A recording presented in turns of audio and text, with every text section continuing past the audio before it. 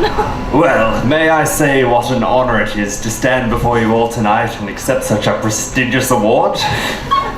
I mean, the cultural relevance and ingenuity of my work has always spoken for itself, but it is always nice to have this ingenuity confirmed by people such as yourselves, the cultural elite of this nation's visual art scene.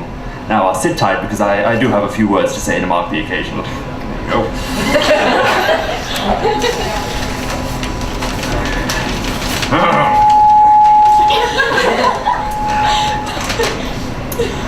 As an Australian artist, and as someone embroiled in Australian art, I often find myself asked to speak on the topic of cultural value.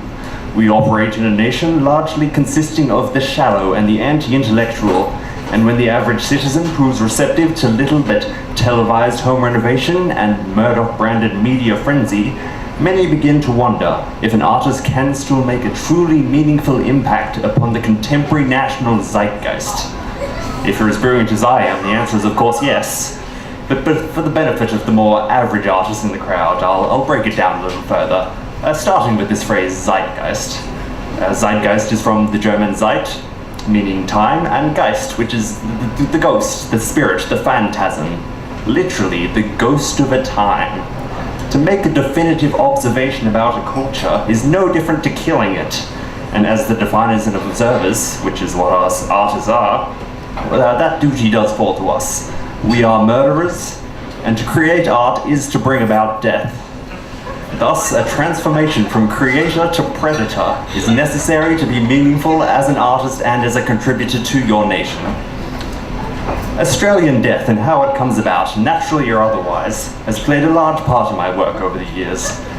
Pieces such as Yowie, a large corkboard with dozens of discontinued Australian chocolates splayed out in the manner of butterfly specimens, have been well received in galleries around the world.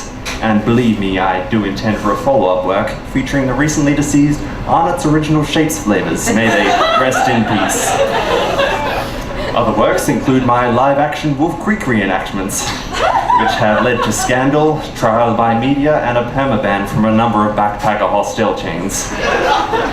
Infamy has been tiring, and for a while I gave up art altogether, choosing instead to lead a simple, pedestrian life designing avant-garde plastic seating for children's hospitals. However, this life could not last. The deranged bloodlust that all true artists feel is a difficult sensation to keep in check, as I'm sure you all well know. Wishing to probe the Australian cops further, I hitchhiked around the nation looking for new instances of cultural slaughter. With little else to do, I would encourage truck drivers to join in on a game where we would count kangaroo corpses on the side of the road, with double points up for grabs if we were the ones responsible for its being there. As our tally soared into the hundreds, a realization dawned upon me. My friends, if I have made one mistake in my life, and I doubt I've made many more than that, it was assuming that the quintessential Australian death is a human one. Human death leaves sadness, bitterness, regret. The death of our fauna, however, leaves nothing but apathy and a crippling refusal to look back, our nation's two sickest vices. As we destroy our reefs, pollute our waterways, and cripple our biodiversity, it becomes clear that the mutilated native animal is the true icon of what it means to be Australian in this day and age. For those of you who haven't seen it, I do encourage you to go downstairs and view my work.